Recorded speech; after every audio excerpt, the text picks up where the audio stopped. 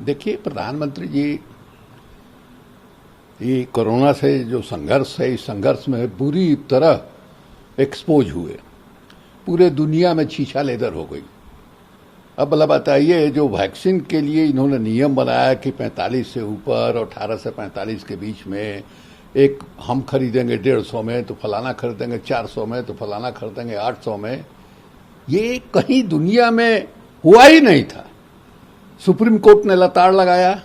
Suo motu जो है supreme court सुनवाई कर रहा है और कहा कि इरेशनल है, अतार्किक है। कैसे भाई इस तरह से दाम का ये हो सकता है? आप निजी कंपनियों को दे रहे हैं, डिसाइड करें कि उनके प्रोडक्ट का क्या है। उसके बाद आप राज्यों को कह रहे हैं कि आप खरीदिए, और राज्यों के बीच में कंपटीशन हो रहा है। कई राज्य जो है ग्लोबल टेंडर निकाल रहे हैं। ऐसी स्थिति हो गई थी, अराजकता की स्थिति है जिसका कोई हिसाब किताब नहीं। अभी जिस ढंग से दावेदारी वो कर रहे हैं कि ये वैक्सीन यहां बन रहा है, वो वैक्सीन वहां बन रहा है, कहां से आ गया अचानक भैया? इसके पहले तो कहीं कोई सुनाई नहीं दे रहा था।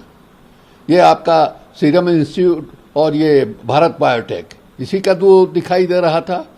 और भारत बायोटेक के बारे में WHO ने अभी तक मान्यता नहीं दिया। भारत बायोटेक लगा के आप कहीं विदेश जाना चाहिए तो आपको मान्यता नहीं मिलने वाली है। और इसलिए मान्यता नहीं मिलने वाली है कि तीसरे चरण का जो ट्रायल था, अभी तक उसका कोई रिजल्ट जो है नहीं आया। इस वजह से WHO मान्यता नहीं दे रहा है। उसके बाद आप बता रहे हैं कि ये हमने वैक्सीन खोज लिया, ये वैक्सीन जो है अब निकलने वाला है, बच्चों के लिए भी बन रहा है। सबसे बड़ी दिक्कत है प्रधानमंत्री जी की, इतना बड़बोलापन है और प्रचार का इतना भूख है जिसका कोई हिसाब किताब नहीं। और दूसरे तरफ एक एक चीज को अपने हाथ में, अपने मुट्ठी में रखना चाहते हैं। ये केंद्र की बिल्कुल तानाशाही दिखाई दे रही है। बंगाल में भी हम लोग देख रहे हैं, गवर्नर जो है और पार्टी जो है एकदम पड़ी हुई है, ऐसे हो रहा है वैसे हो रहा है। बंगाल में हार को बचा नहीं पा रहे हैं। ये बहुत राजकाज जिस ढंग से चल रहा है और हमारे देश की जो बनावट है, हमारे देश में जो डाइवर्सिटी है, विभिन्नता है, उसको आप प्रोटेक्ट नहीं कीजिएगा तो देश को आप एक नहीं रख सकते। ऐसी स्थिति है। ये अच्छा निर्णय हुआ, अकल आई, लेकिन बहुत देर से अकल आई। और हमको लगता है कि सुप्रीम कोर्ट पहली दफा इनके रिजीम में 7 साल में पहली दफा सुप्रीम कोर्ट ने दिखाया है कि रीढ़ है।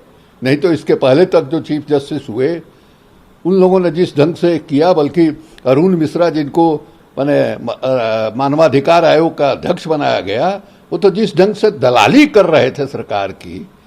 4 जो जज थे जिन्होंने पहली दफा प्रेस कॉन्फ्रेंस किया, उन लोगों ने आरोप लगाया कि सरकार का जितना भी सरकार के लिए सेंसिटिव मामला हो सकता है सब उनके यहां जा रहा है। जस्टिस लोया की हत्या का या कहिए रहस्यमय मौत का मामला भी वही देख रहे थे। तो सुप्रीम कोर्ट ने जो स्टैंड ये लिया है, उसकी वजह से सरकार को ये लगा कि हमारी भद्द जो है पीटेगी। सुप्रीम कोर्ट जो है जो सवाल पूछ रहा है उसका जवाब देना हमारे लिए कठिन है। इसलिए सारी चीजें इन्होंने किया है।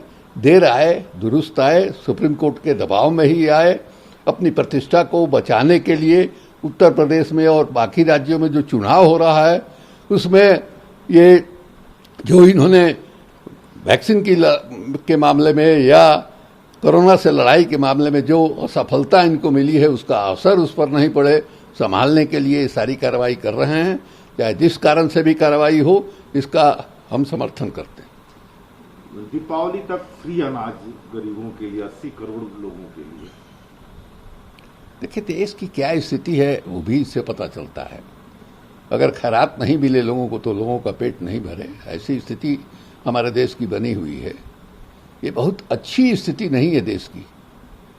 ये राज चलाने वालों को हम ये नहीं कह रहे हैं कि ये नरेंद्र मोदी के ही सरकार में ये हो गया है। शुरू से ही देश की स्थिति रही है, इतनी गैर बराबरी रही है, इतनी गरीबी रही है। तो इसलिए इसके बारे में एक राष्ट्रीय सहमति बननी चाहिए कि भाई देश को हम लोग जिस दिशा में चला रहे हैं, उस दिशा में इतने दिनों तक चलाने के बाद जो है अभी भी हमको मुफ्त में अगर हम राशन नहीं दें तो लोग जो है भूखे पेट सोएं, लोग भूख से मरें। ये स्थिति है। ऐसी स्थिति से देश को कैसे निकाला जाए, इस पर लोगों को विचार करना चाहिए।